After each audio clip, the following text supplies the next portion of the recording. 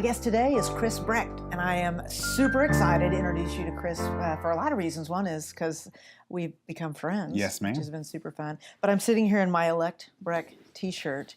Were you surprised that I like ditched the suit and I'm Elect Brecht now? I was surprised, but pleasantly so. You have been so great, though, to when I see Facebook and all the social media marketing that you're doing, it's blown my mind. So well done, friend. Thank you. I'm glad we're getting the word out. Yeah. So let's talk a little bit about that. All So right. you are running for Tulsa County District Judge. Yes. And so let's just tell everybody, what does a Tulsa County District Judge even do? Sure. So a district judge presides over one of four different dockets, or the types of cases that they would hear. The first and probably most self-explanatory is a criminal docket. So anybody that's charged with a felony, from simple drugs all the way up to murder, would be on a criminal docket in Tulsa County, and a district judge would preside over those types of cases. The second type is a civil docket, which is like car wrecks or breach of contract, or when two companies get into a dispute. That would be another type of docket that you would preside over. When I say preside, I mean all the hearings and everything, all the way up to jury trials. Okay. That's what I mean when I say preside. Then the third type is the probate and adoption docket, which I'm very familiar with because I do a ton of adoptions. But really, you had a big smile. That must be your passion. I do. It's become, surprisingly enough, become my passion.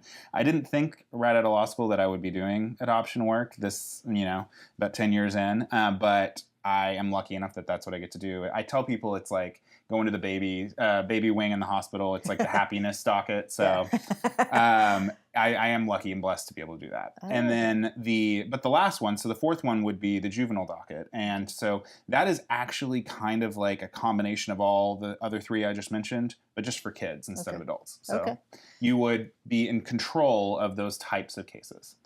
I was on a jury on the juvenile docket. I don't know how you say that differently, but I was really fascinated by the whole process. Like every time I've been on jury duty a couple of times.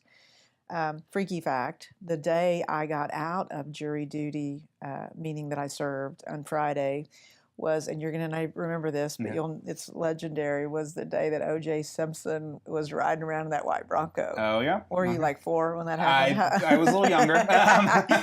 But I became so enthralled with that whole legal process. Having, when you serve on a jury and you get a little glimpse into that, I can see why people are passionate about, serving. And I'm glad that you've got that experience, because so many people don't have. I call it looking behind the curtain, and you think you watch Law and Order or whatever show it is, but you don't really know until you've had that kind of insider look. So it is I think it's a fun experience. Some people, I know not everybody loves jury duty, but you don't like to not be at work for a week or whatever, right. But the thing that surprised me is after it was over, and I believe on that one there were only 6 jurors. Is that true? Yeah, I think there were only 6 of us. It's not always the case, but there are some cases where it's only 6. Okay, and so afterwards, the attorney came out and said, "I would love to entertain you in my chambers if you would have any questions." Okay. And so all of us, of course, went in there, and so it was already over. It was decided.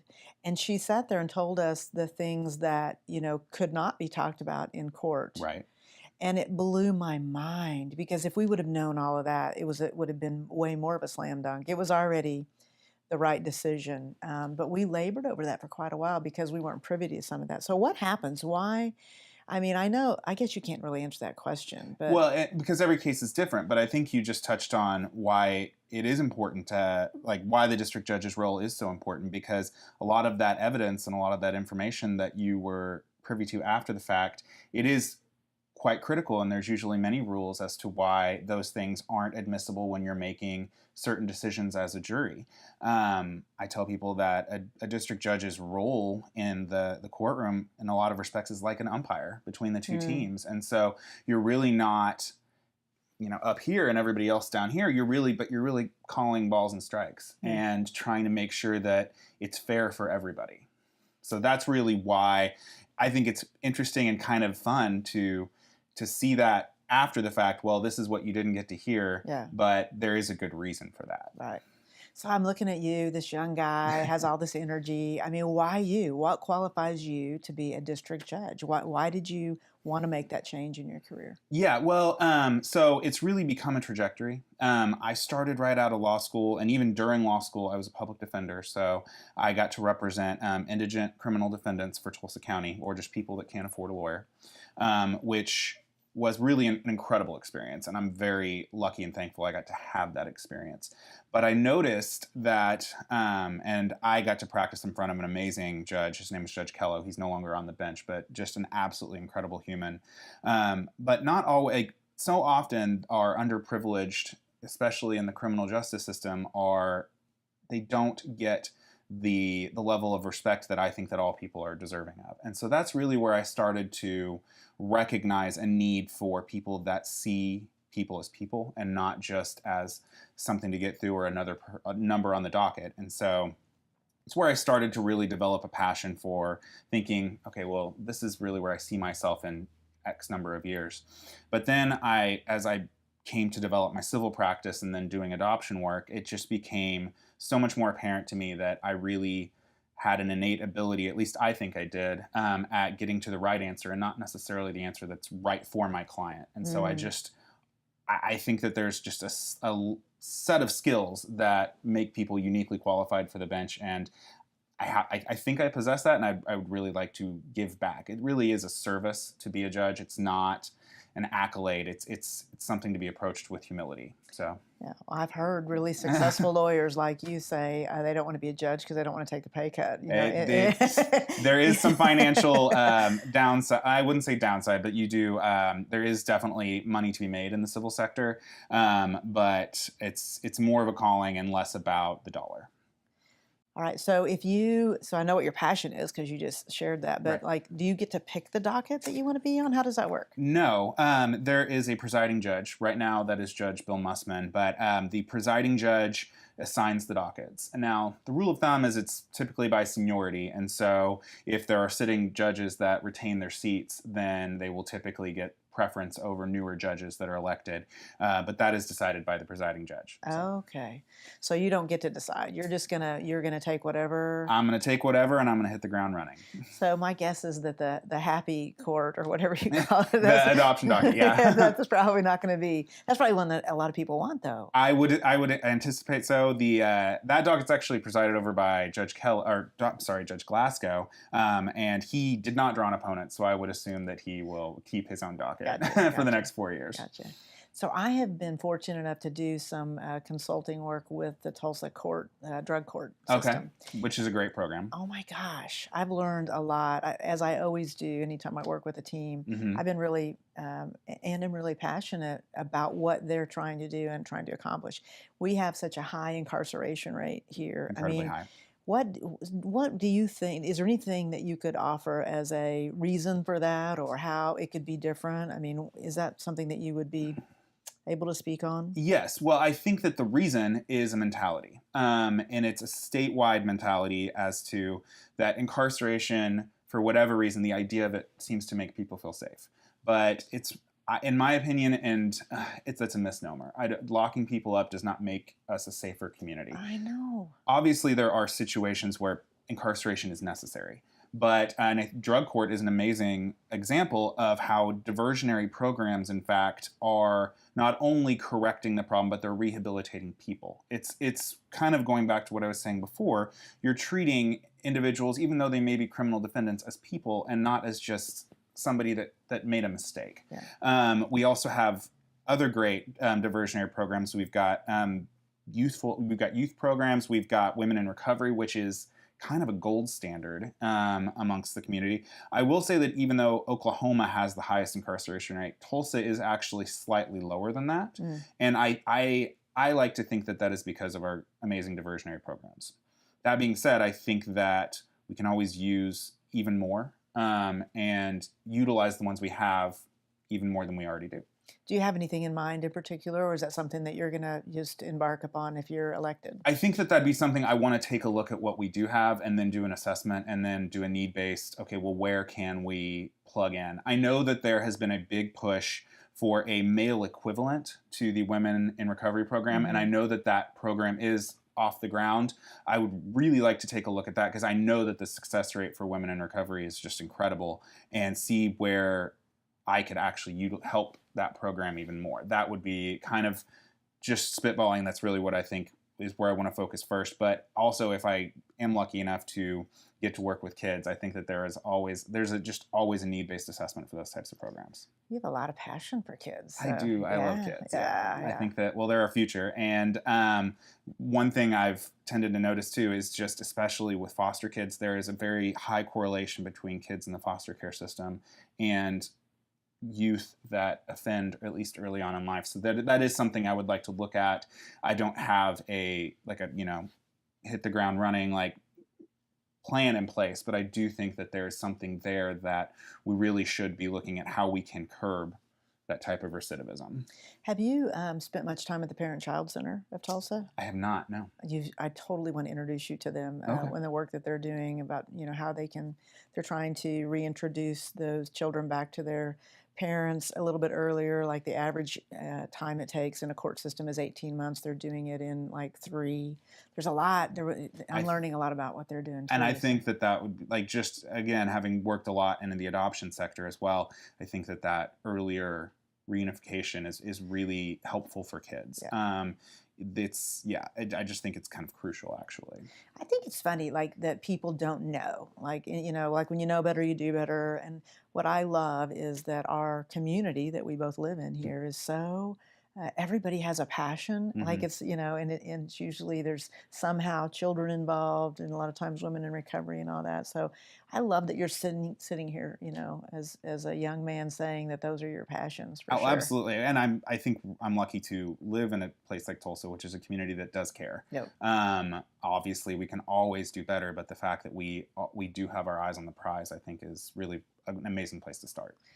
So we just passed medical marijuana, which is just shocking. I was blown away, and strongly so. Yeah. So do you think, how does that affect the judicial system, if it does? What do you think? Well, I think it affects it in a couple ways. The first is on the criminal side. I think because before we passed medical marijuana, we actually passed a state question that decriminalized simple possession-based crimes. So even more than just marijuana, other drugs that are just simple possession are now didn't decriminalize it, defelonized it. So now those types of crimes are all misdemeanors. So that has an obvious correlation to the criminal dockets because there are fewer serious crimes. I think that the medical marijuana it'll even up that even more, so that now if you follow the law as it is now and all the regulations, that's no longer a crime. I think it also destigmatizes possession-based crimes. There are a ton of individuals who are incarcerated right now on simple possession crimes, on just simple drug-based crimes, which I think that the destigmatization of at least marijuana may incentivize further rehabilitation and less incarceration of those types of people. Yeah. On the other side, it's a business too. It's now going to become a business, and so I think we'll see a lot of boosting on our civil side of people getting those types of businesses off the ground. And even just out of the court system, I think that it'll provide some vigor to Tulsa business and commerce. So how does that work? Do you see a mass amount of appeals for people that have been incarcerated for drugs? I mean, what is that retro? It will not be retroactive. Okay. And in fact, it doesn't go into effect until November, the medical marijuana bill. So if you're charged and found guilty of possession of marijuana today, even when that law goes into effect, you're still guilty of that because it was still a crime when you had it. So, but again, if you have your medical card and everything after November 1st, it will no longer be a crime. Well, it's heartbreaking to see the women in particular, because so many of them that are incarcerated, this is how they end up there, and they're serving 20 years or for simple possession. Mm-hmm. I mean, am I overstating that, or is that happening? No, that has happened. Yeah. It's certainly, at least I think we've got a very good team of district attorneys in Tulsa, so I don't think that is the norm.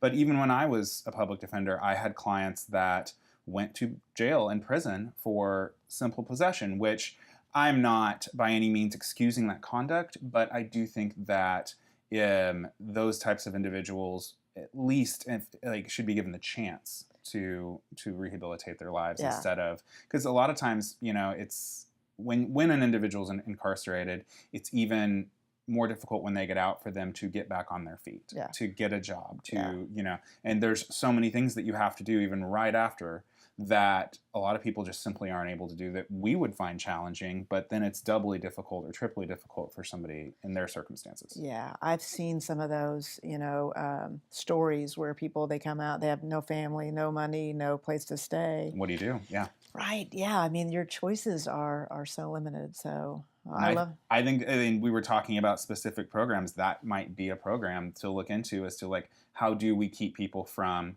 immediately reoffending because of a lack of options. I think that would be definitely something I would love to look into, because again, that just curbs further incarceration in the future, and it hopefully would stop some of the cycle. Yeah. So let's play this forward and say that you're elected. Okay. So elect Brecht happens. Elect Brecht. Yeah. I don't know a lot about your opponent because I'm so dialed into you, and we're all in for elect Brecht, obviously. Right. But so the election happens like the next day. You're the district judge. What happens? No, it would be the middle of January. Okay. Yeah, there's a transition period, so I would not take office till the middle of January, and I actually don't know that specific date today, but I do know it's about 2 weeks into January. So it's like the presidential elections. It's the gubernatorial. It's all the same. So the timeline, everybody takes. Okay. Yeah, and I mean, and it just makes sense to allow like a transition in and out, and also, again, I might not take over the docket of the individual that I'm replacing, so there may be some shuffle that needs to happen, Sure. and all of those wheels, so to speak. So do you leave your law firm and just take a vacation for a couple of months? Is that or a month? What do you do? My intent would be, I have several cases that I've brought into the firm that they've been very gracious with me, that I would try and get those cases either in a position to close them or to transfer them to another individual. But no, there's a lot of work that I'd have to do between November and January to really get my practice in a place where my clients wouldn't suffer.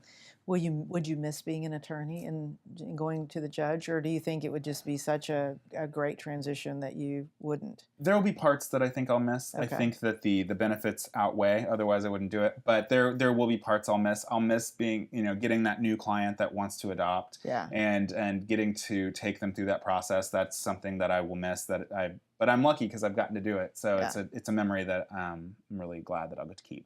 So I don't even know where you were raised. Like, are you a Tulsa? I am not. I was raised in Edmond. So born and raised in Edmond. Did all of my primary education there. Then I went to OSU Stillwater right after high school. I didn't take any break. So I know that there's like a mental health break that some kids are taking now. I didn't get that. Don't you wish we would have, though? Yeah, I wish it was a thing I was going to school. And then right after I graduated from OSU, I came up here to the University of Tulsa for law school, and I've been here since. Okay. Did you always know you were going to be an attorney? No. Well, It was an interesting progression. I thought I was going to be a journalist. So yeah, I and that's what my major is at OSU. Thought I was going to write for the newspaper and or be behind the camera or something. And then I took a couple of political science and media law classes as my electives. Really had a passion, and so then I said, okay, well, I'll take the LSAT, see, that's the next step. And if that doesn't work, then it wasn't meant to be. Well, I got quite a good score on my LSAT and ended up getting a full ride to TU Law. Way to go. Nice. And so then I was like, well, I think that somebody's telling me something. Yeah. So I will, I'll pursue that. And then the rest is history. Nice. Yeah. So everything leads you to where your passion is. Yeah. It's just so crazy how life happens when you're busy making other plans. So. For sure. So I met you originally. You were serving on the board of the Oklahoma Equality Center. Yeah, so, OKQ. Yeah. So you have a lot. I know you do some board work, and you're very passionate about. I am. Yeah. I think that in addition to our professional lives, it's incumbent upon us as people to give back to our community. So I still serve actually on the board of directors for OKQ. I'm also on the board of directors for Tulsa Cares, which provides services for individuals living with HIV and AIDS. It's an amazing organization here in Tulsa. Yeah. And then last year, actually, my husband and I were the SIP for Sight chairs for Visivance, which used to be Prevent Blindness Oklahoma, which is an organization that does eye screenings for children in school. So. And I sat at your table. You and, did, and I think yes. I won, which is so funny when they say you won something. I won a few trips out of that. You did. You got a couple of trips out of that one. So that was fun. Well, it's always fun to, sit down and talk to somebody that is so passionate about not only what they do, but the community that they live in, the people that they are around. And man, elect Brecht, I'm just super excited for you. So we tried to make it easy, so we're going to make it rhyme. So I know. Well, good luck to you. Thank you. Thank you.